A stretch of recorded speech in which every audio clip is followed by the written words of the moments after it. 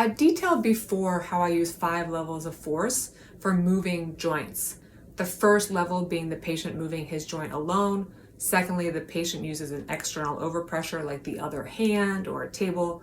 Third, the clinician providing some overpressure. Fourth, clinician mobilization. And fifth, clinician manipulation or adjustment. But there's also ballistic movements, which kind of fits in between the category 1 and 2, in that the patient is applying the force to his own joint, but ballistic means that the joint movement is applied quickly or performed quickly with more force than just doing it slowly.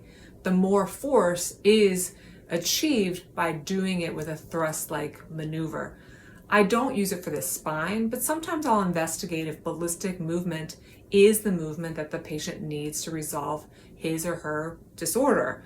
Ballistic movements I'll use include primarily dorsiflexion, where the ankle is pushed into dorsiflexion with the foot on a step or a box, and the patient really drops the heel to the ground quickly to get to end range dorsiflexion.